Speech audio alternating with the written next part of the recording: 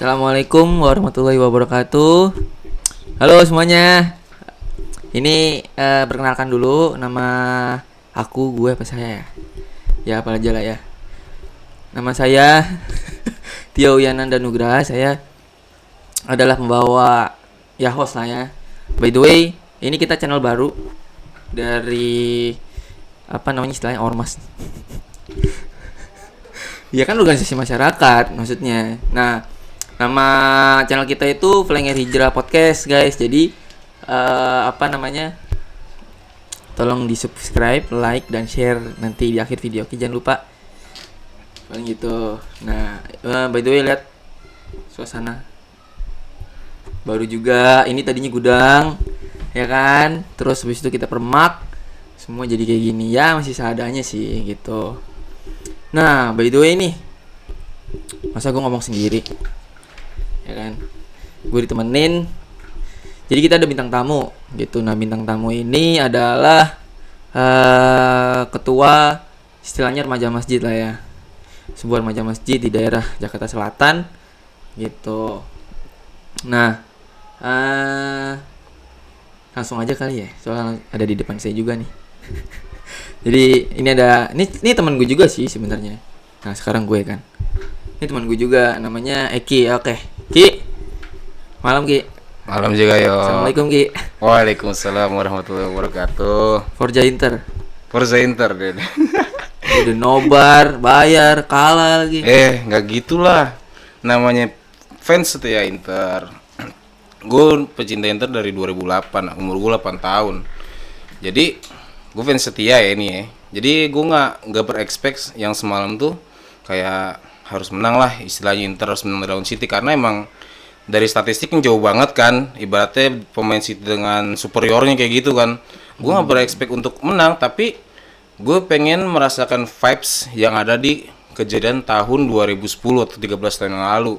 Gue masih zaman bocah, gue masih 10 tahun, tapi kan 13 tahun ke depan di saat ini Inter masuk final, walaupun dia kalah, gue bodo amat mau kalah mau menang, ya namanya pertandingan kan, ada kalah ada yang menang. Tapi gimana caranya gue nggak mau kecewa, gue nggak bakal kecewa dengan Inter kalah kayak gini. Tapi gue tetap gue tetap mendukung setiap saat. Kalau gue ini benar-benar bukti fans setia Inter Milan atau Interisti. Ini kan bola nih. Ya gue tau lah track City dan Inter gimana sama-sama bagus lah ya. Cuman emang peruntungan itu lagi. Nah, di setiap tim itu kan ada namanya pelatih ya, gitu. Nah itu kan apa namanya istilahnya yang memimpin sebuah tim gitu kan? Ya. Istilahnya itu kan punya dalam pertandingan ya, dalam lapangan ya. Iya, dalam pertandingan itu kan dia itu yang ngeracik, yang nyuruh-nyuruh lah ya, lo role-nya harus misalnya lo penyerang atau gimana segala macem gitu. Nah itu apa ibaratnya pemimpin ya. Kalau kita bisa lihat, kalau biasa lihat bola ya namanya head coach lah ya. Ya itu head coach. Nah, itu kan dia memimpin suatu tim gitu supaya bisa mencapai tujuannya. Tujuannya kan menang gitu kan ya. Nah, sekarang gue bingung sih gitu. Kan banyak nih pemimpin kayak pemimpin ya apalah maksudnya yang gue tahu. Pemimpin kayak presiden. Ya yang deket-deket dulu deh, RT, ya kan, itu kan termasuk lurah kayak gitu. Iya, pemimpin. Maksudnya, tapi ada juga nih yang lebih kecil lagi lingkupnya. Pemimpin kepala keluarga misalnya. Nah, kadang gue bingung sih arti kepemimpinan. Maksudnya dalam arti secara apa ya namanya, general ya. Itu gimana sih? Pemimpin itu ya seseorang, istilahnya seseorang yang memimpin suatu organisasi atau suatu wilayah ataupun suatu negara, di mana pemimpin itu dia kayak semacam otaknya gitu loh. Ini keluarga mau dibawa kemana? Misal kan namanya kita cowok nih ya. Iya. Pasti kita suatu saat kalau udah berkeluarga, kita sebagai imam atau istilahnya pemimpin kan.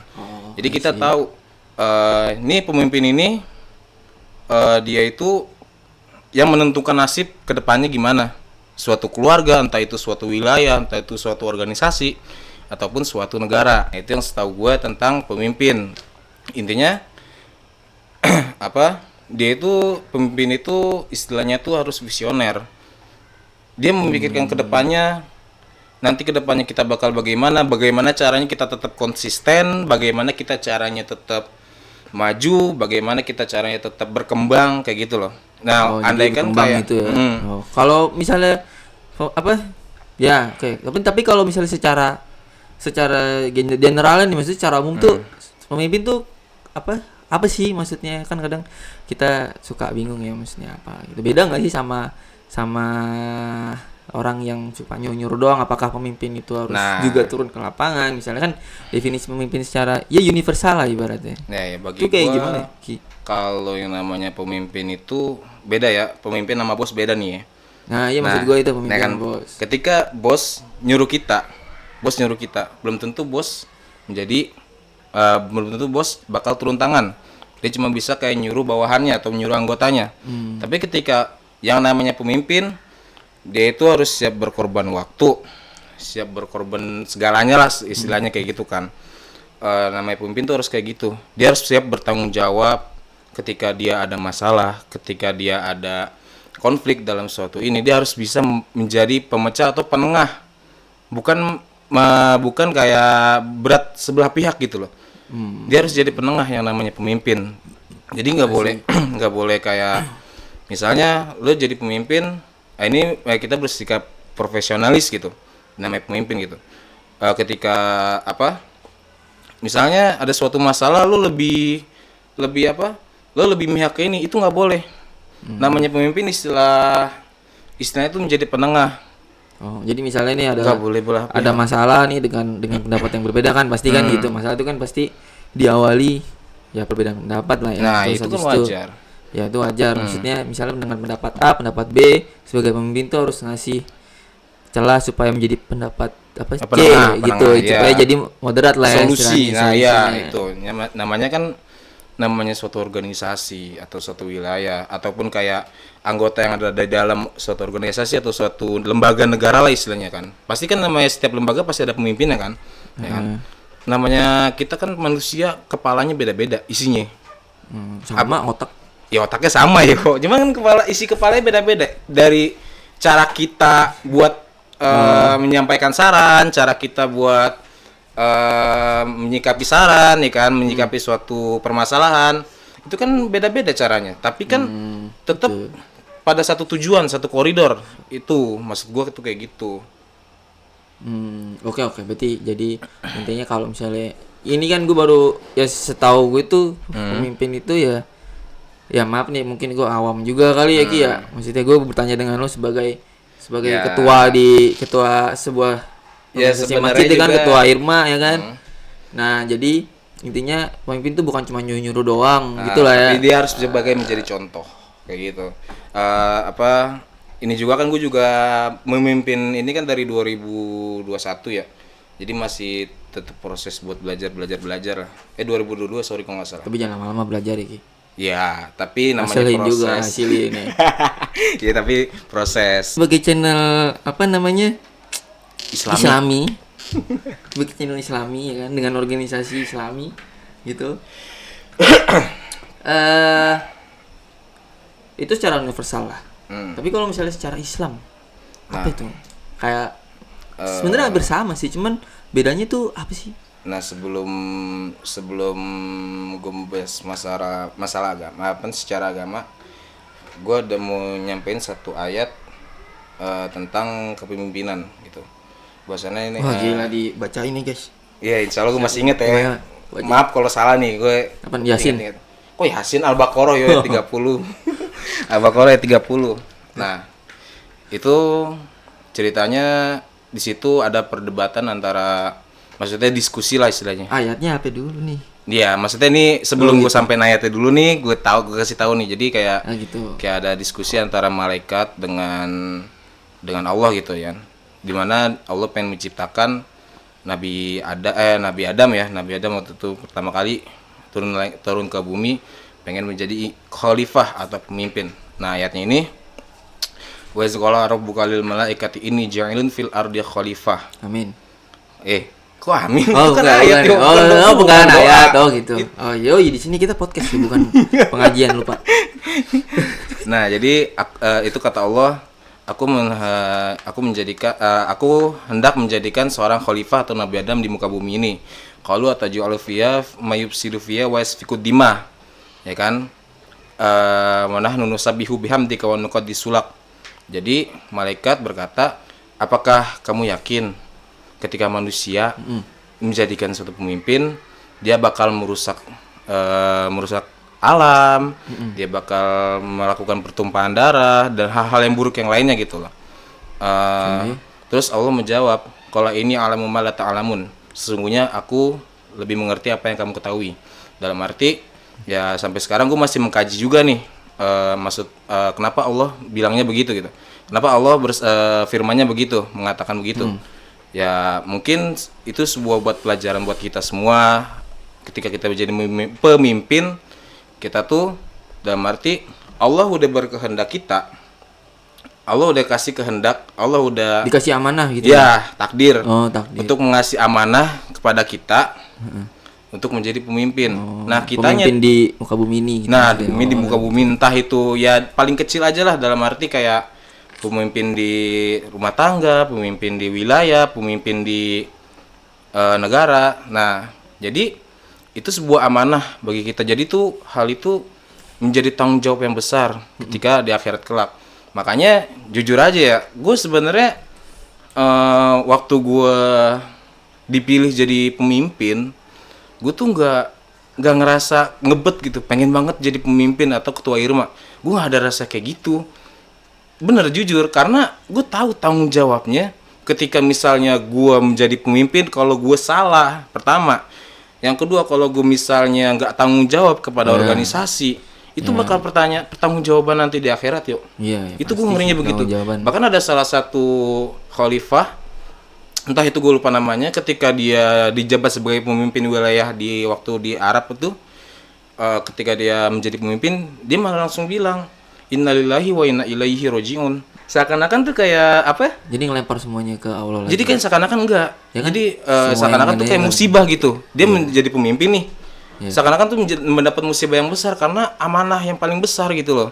Nah, itu gimana caranya kita tugas kita buat bertanggung jawab. Ya kan, kayak tadi, biar kita nggak saling mentumpahkan darah, kita nggak merusak alam lingkungan, saling menjaga tali silaturahmi, menjaga ukhuwah Islamiyah tentunya kan, kayak gitu kan. Itu yang namanya pemimpin yang dalam Islam, menurut gue tuh kayak gitu. Namun bagi gue, di samping dari hal lain tuh minimal kita sering bahas namanya pemimpin universal. Kita memimpin suatu pemimpin suatu wilayah, suatu negara. Tapi kan minimal kita sendiri nih, kita berdua atau kan gue sendiri nih, minimal tuh harus memimpin diri gue sendiri. Artinya tuh dalam arti gue harus mengarahkan diri gue kemana. Jadi sebelum kita memimpin istilah orang lain buat keluar, kita memimpin diri sendiri dulu. Nah, itu yang pimpin diri sendiri. Dalam arti gue ini harus menjadi furqon. Furqon itu artinya pembeda. Pembeda. Mana yang hak, mana yang benar, mana yang batil. Istilah gitu. Gue harus bisa mengarahkan diri gue, karena balik lagi yang mengatur diri gue ya gue sendiri, gitu kan. Yang melaksanakan suatu kegiatan atau suatu tindakan diri gue sendiri.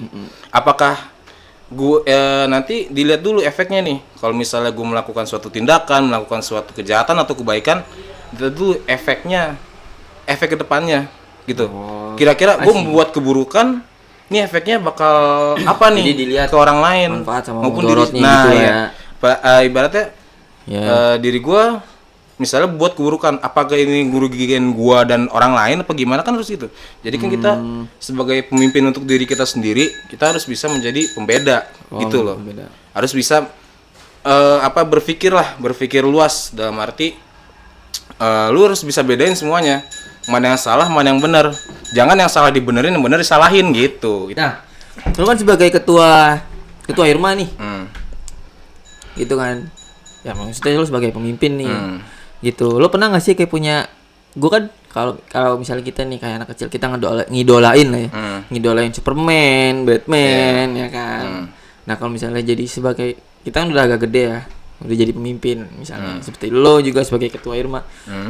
Ada nggak sih orang yang menginspirasi atau yang lo idolakan gitu, ngefans gitu? Oh ya, ada salah satu orang yang gue ngerasa ngefans dalam pribadi gue. Tapi sebelum kita berbicara masalah tokoh ya. Iya, tokoh. Jatuhnya tokoh ya. Tokoh lah. Tapi bagi gue, masa lo ngefans sama benda mati kan nggak mungkin. itu syirik. Sebelum kita beranjak kita ke tokoh, jadi gue selalu berprinsip bahwasanya pemimpin yang baik itu panutan, idola gue pribadi. Yang siapa pertama itu ya Nabi Muhammad Insya Allah. Nabi Muhammad, karena beliau kan udah dijelasin tuh. Sering kita bahas maulid lah. Sering dilantunin ayat maulid uswatun hasanah. Suri tauladan yang baik. Ya. Dalam arti Nabi Muhammad tuh mempunyai perilaku yang baik, perilaku yang mungkin jauh dari manusia-manusia yang jahiliyah gitu loh. Beliau mempunyai sikap yang amanah, fatonah, sidik, tablik kayak gitu kan. Dia gue pernah sering dengar cerita bahwasanya Nabi Muhammad pernah yang suka di kayak pas dakwah dilemparin batu, dan malaikat itu menawarkan Nabi Muhammad untuk membalikan gunung itu biar kota itu hancur, tapi Nabi Muhammad nggak mau kan. Kalau gue jadi Nabi Muhammad ya udah turun aja. Nah, menurut lu kan, lu sebagai manusia pasti emosi kan. Gue juga sama kan. Ini tapi mau diantem gak nih? Iya kan, antem kan gitu kan, gas ya. Tapi kan Nabi Muhammad enggak. Dia lebih mementingkan kayak misalnya ini dihancurin. Kata Nabi tuh kalau nggak salah ya, mungkin memang orang yang situ pada kafir, dalam arti pada nggak mau, pada jahiliyah, tapi belum tentu kepada turunannya. Nah itu yang sikap suri tauladan yang baik tuh menurut gue buat Nabi Muhammad tuh itu. Ada nggak sih idola yang gak kasat mata nih, maksudnya yang dalam kehidupan nyata? Nah, kasat mata. Yang lo, wah ini gue ngefans banget nih, sumpah gue jadi dia nih. Gitu. Nah, gue tuh mungkin gue nggak mau berbicara masalah publik kalau masalah pemimpin, tokoh pemimpin itu ya. Tapi gue pengen panutan gue itu pemimpin yang ada di wilayah sini ya. Siapa itu? Ini ketua masjid juga, ketua yayasan masjid dan perguruan al-falah. Gue itu ngefans banget, jujur gue ngefans dalam arti sama ini Pak Ustadz Sulaiman. Nah, berarti Pak Ustadz Sulaiman. Oh. Pak Kiai Sulaiman, Kiai Haji Ahmad Sulaiman Bea. Gue itu kenapa tuh? Gue ngeliat sikap Pak Ustadz yang pertama dari karakter Pak Ustadz yang lemah lembut, terus gue tuh ngeliat dari Pak Ustadz juga dia itu sebagai contoh. Dalam arti misal secara nggak langsung dia itu udah menjadi contoh. Misal contoh kecilnya kan, dia sebagai ketua masjid, dia selalu hadir dalam jamaah sholat masjid. Itu sebagai contoh nggak sih kayak gitu? Ya sekarang kalau misalnya dia ketua, dia nggak mencontohkan, berarti kalau nggak sholat lah ya, sholat kan jamaah gitu lah ya. Ya nggak sholat jamaah, tapi kan dia masih bisa melaksanakan sholat jamaah. Terus yang kedua, dia itu, gue ngeliat beliau tuh kayak di umur yang sangat sepuh banget kan, hampir 90 umurnya tuh Iya. Ya kan? Iya. Hampir 89 atau 88. Gue tuh ngeliat kayak dia tuh masih menyanggupi untuk menjadi ketua masjid, bahkan 2 masjid loh, di Al-Falah sini sama Taubah, ya kan? Oh 2. Oh di Taubah di juga. Umur yang sepuh kayak gitu loh, bayangin kita juga belum tentu yang harusnya ya udah umur segitu mah udah tinggal tiduran doang kan, tinggal tiduran atau main sama cucu dari anak dari cucu, ya kan? Kayak gitu kan, main-main sama cucu kan, ini kagak, tapi masih mengemban amanah buat jadi ketua masjid. Itu yang gue salutin. Kan lu kan mengidolakan dia tuh, pasti kan ada prinsip sama. Nah yang pertama kan tadi gue bahas tentang menjadi contoh, itu kan sebuah prinsip contoh itu. Apa sih contohnya kayak? Ya itu tadi yang sholat ya. Yang sholat, terus yang kedua dia dia juga menjaga hubungan dengan baik, dalam arti hubungan baik tuh ketika Pak Ustadz berbicara, kan Pak Ustadz jarang ada di sini ya, maksudnya jarang ada di mana, di Al-Falah kan. Dia mau mendengarkan apa yang kita saranin dari anak muda maupun dari orang lain ataupun dari terbuka untuk kritikan. Nah, terbuka untuk kritikan, itu yang gue demen. Jadi ketika kita mengkritik Pak Ustadz tentang manajemennya ataupun tentang apanya, Pak Ustadz terima. Dalam jadi masukan dulu nanti. Iya sih. Kan sebagai pemimpin kita harus mendengarkan kritikan juga kan. Iya, kalau enggak nanti ya oke sih kita punya visi, tapi kan kalau tanpa kritikan kan Ya, kritikan buat kan apa? nggak selalu ngata-ngatain, tapi ada juga kritikan yang membangun. Nah itu kan ada kritik yang membangun, ada kritik yang menjatuhkan. Nah, bagaimana kita membedakan yang mana kritik membangun, Nah, yang itu membangun, yang menjatuhkan. jadi pemimpin gitu. Itu maksud gue. Maksudnya gue ya, anjay gue. Ini gue adalah pemimpin yang apatis gitu. Karena gue berprinsip ya gue ngapain dengerin omongan orang lain ya kan? Ya udah gue terus jalan maju. Yang penting apa namanya kegiatan tetap jalan gitu. Gue nggak peduli omongan orang segala macem. Nah, itu maksudnya jadi dari kriteria itu kita tahu. Jadi apa namanya ciri-ciri kepemimpinan lo nih sesuai dengan prinsip lo gitu loh. Kalau gue tipe orang yang demokratis sih. Kalau gue, Demokratis. iya karena gue membuka lebar semua saran pendapat anak-anak teman-teman Irma kalau menurut gue. Karena pertama gue masih belajar, belum punya pengalaman yang jauh Dari gitu. 2021 lah ya. Ya kan baru 2021. Ya sekitar ya 2 tahunan lah ya. Setahun lah ya. 2022, sorry 2022. Baru setahun gue memimpin di sini. Ya kan, baru setahun gue memimpin di sini. Karena gue masih punya gue masih minim pengalaman istilahnya. Makanya kenapa gue pengen jadi pemimpinan demokratis karena itu. Gue pengen membuka ruang untuk teman-teman buat mengasih saran, masukan untuk kedepannya Irma kayak begini. Kan yang emang suatu organisasi Irma banyak orang istilahnya kayak gitu kan dikepalai dengan gue, tapi bukan berarti gue semua yang mikir kan kayak gitu. Gue kan punya keterbatasan, gue kan punya salah, gue ada yang punya salah juga, kadang punya salah, kadang merasa salah, kadang merasa ini. Takutnya ketika gue merasa salah untuk memberikan suatu keputusan, gue ngerasa nanti anak-anak teman-teman jadi nggak nyaman. Nah gitu. Terus kegiatan nanti juga bakal terhambat atau gimana kan itu. Makanya gue pengen jadi pemimpin. Terus akhirnya bubar demokratis. gitu. Nah itu yang gue khawatirin tuh kayak gitu sebenarnya. Suntubi bubar nggak nih? Hah? Suntubi bubar nggak? Nggak kan nih? Jangan dong. Jangan. Ini bubar. Ini Irma dari tahun berapa? Tahun 2016. Progresnya itu udah Jauh banget. jauh banget lah ya daripada awal-awal gitu. Progres Irma dari zaman gue kelas 3 SMP ataupun 2 SMP kalau nggak salah.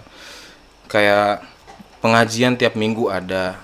Iya maksudnya yang konsisten. Yang gitu. konsisten ikut Iya. kegiatan agama juga, kegiatan organisasi juga. Event akbar pun juga kan ibaratnya kayak gitu kan. Kayak Maulid, Isra Mi'raj, Tahun Baru Islam kayak gitu. Lu sebagai pemimpin di Irma juga harus bisa ngarahin itu maksudnya. Itu. Ya makanya kenapa gue kayak ini gak sih lu pernah gue pernah dah. Ini mungkin ke kerjaan ya. Bagaimana pendapat lu kalau misalnya gue punya bos nih, tapi udah lama sih waktu gue baru pertama lulus tuh gue punya bos, dia itu pernah satu kali molor dari kerjaannya kayak meeting gitulah ya. Dia itu kan sebagai pemimpin kan, tapi untuk alasan pribadi yang menurut gue nggak menyangkut hidup dan mati sih. Maksudnya kayak cuman ketemu doang gitu. Nah maksudnya pendapat lu bagaimana? Kan dari situ kan sebenarnya karakter apakah lu punya karakter itu? Kalau lu punya karakter itu kan bisa jadi sebuah warning untuk kita semua untuk bisa berusaha memperbaiki. Ini kan Irma kan, dan lu sebagai pemimpinnya di dalamnya. Masing-masing mempunyai kayak kegiatan yang berbeda, nggak semuanya kayak kita menyangkut hal-hal yang berbau organisasi ataupun berbau apa ya. Adapun hal yang menyangkut hidup, bukan hidup dan mati sih, tapi lebih ke skala prioritas gitu ya. Misal, gue contohin kayak gini. Irma, misal nih, salah satunya kayak gini aja deh. Irma, misalnya kayak ada kegiatan tentang Maulid ataupun kayak Tahun Baru Islam, ya kan? Mau nggak mau kan sebagai pemimpin kita harus mencontohkan di situ kan. Kita harus ikut terjun di situ kan, harus kejebur di situ kan. Nah, di sisi lain ada acara yang bertabrakan dalam arti kayak acaranya yang biasa gitu, tanpa kita hadiri tuh acara bakal jalan.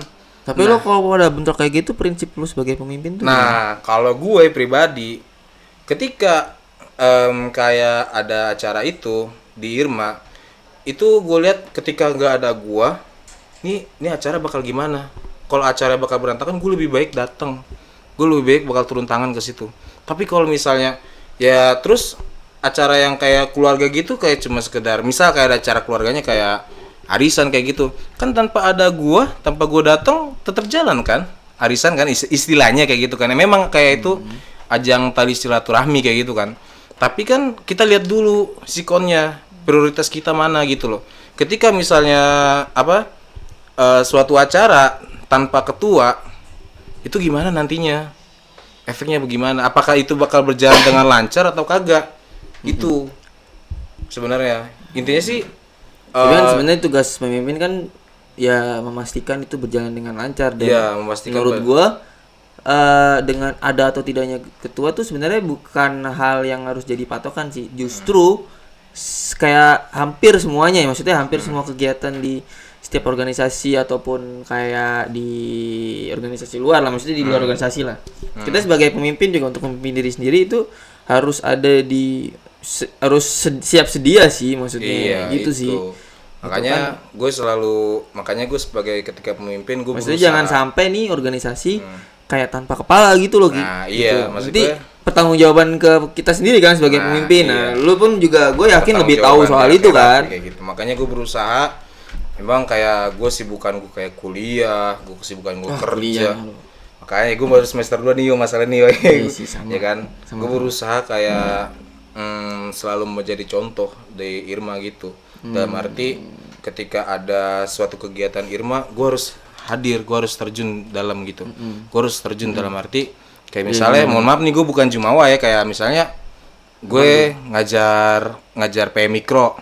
Ya, dulu PM Mikro. Kan. Nah, berarti kan gue harus hadir. Kayak misalnya kan malam ini ada kita tuh di Irma juga ada PM Mikro kan. PM Mikro dan Al-Qur'an.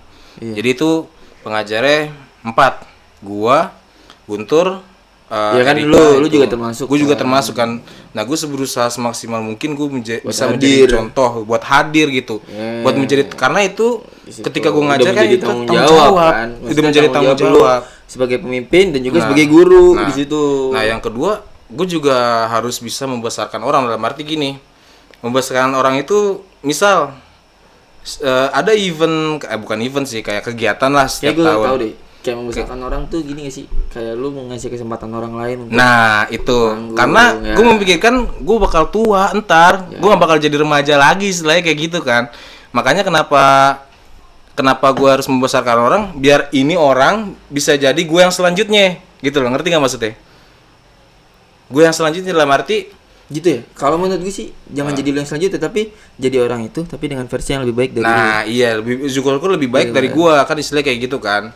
Nah, tapi ya kenapa? Contoh misalnya kayak tiap tahun kan kayak ada Bilal di ini kan pas salat tarawih kayak gitu. Kalau kegiatan Ramadan. Nah, kegiatan Ramadan. Ya, itu kan kita ngasih kesempatan buat yang bocil-bocil. Gue ngajarin di situ. Gue ngajarin mereka buat bisa jadi Bilal. Andai pun kayak misalnya mereka, gue juga harus kasih perlindungan buat mereka. Kadang kan yang namanya ini orang kan suka ngeritik bebas kan, tapi dia nggak ngerasain kayak gimana kan. Bagi gue juga sering tuh kayak gitu. Gue selalu ngasih prinsip ketika gue pas ngajarin Bilal ke anak-anak. Misalnya gue ngajarin Bilal ke anak-anak nih, dan anak-anak alhamdulillah bisa maju. Dan misal kayak ada kesalahan ataupun kesalahan yang lumrah, itu sebuah hal yang untuk belajar. Nggak harus kayak kita dibenahi lagi. Ya kan, makanya gue selalu bilang, kalau misalnya ada yang kritik lo, ada yang komen lo tentang lo Bilal jadi jelek, gue yang bakal maju ke depan, gue yang bakal tanggung jawab. Karena gue melihat yang penting lo berani, bukan masalah hasil belakangan, bukan masalah hasil yang pertama. Karena kita semua bakal belajar, nggak semuanya instan bro, kan kayak gitu. Ya oke, jadi gue paham sih. Ya kan?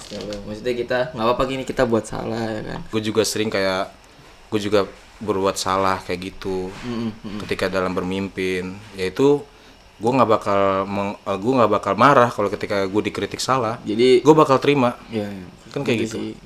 Kayak yang gue tangkap tuh lo tuh dengan kriteria demokratis, atau itu yang sedang lo coba. Ya itu yang sedang gue coba sih sebenarnya. Demokratis, terus juga dengan prinsip keterbukaan itu, terus juga menjadi contoh ya sama seperti Pak Ustadz sih gue rasa. Mudah-mudahan ya. Mudah-mudahan ya, amin ya rabbal alamin. Tapi semoga ini pembicaraan ini semua juga bisa membuat teman-teman yang di rumah paham sih. Ya gitu aja kali ya. Mungkin kesimpulannya adalah kita pemimpin itu kayak memberikan pengaruh ke orang lain gitu, atau secara baik dan juga mampu melihat yang mana yang baik dan benar, dan juga kalau secara Islam itu sebuah amanah dari Allah, yaitu untuk kita jalankan sebagai khalifah, ya sebagai khalifah di bumi ini. Terus juga contohnya yang udah kita tahu Nabi Muhammad SAW ya kan. Terus juga dengan prinsip yang sabar, keterbukaan, terus juga demokratis gitu. Nah itu mungkin bisa ngebuka pikiran teman-teman juga nih kan, teman-teman ini kan calon pemimpin juga. Nah kita semua tuh bakal jadi calon pemimpin, minimal memimpin untuk diri kita sendiri. Iya. Nah paling gitu aja teman-teman, terima kasih karena telah mendengarkan dan melihat first time kita pada malam hari ini. Semoga bermanfaat untuk kita semua ya. Ya, amin. Dari Eki juga itu udah semoga ngebuka juga. Mungkin itu aja kita dari Flanger Hijrah Podcast, pamit undur diri. Jangan lupa tunggu episode-episode menarik lainnya yang pastinya ya menarik sih. Nanti kita akan ada special guest yang lain. Mungkin itu sih kita dari. Tapi jangan lupa itu lagi, subscribe, ya kan, komen, like, share. Jangan lupa share linknya ke grup keluarga. Gitu. Mantap. Gini itu aja dari gue ya, makasih banyak udah nyempatin waktunya. Udah ngulas gue juga ya kan. Siap. Oke, baik itu aja. Assalamualaikum warahmatullahi wabarakatuh. Waalaikumsalam warahmatullahi wabarakatuh.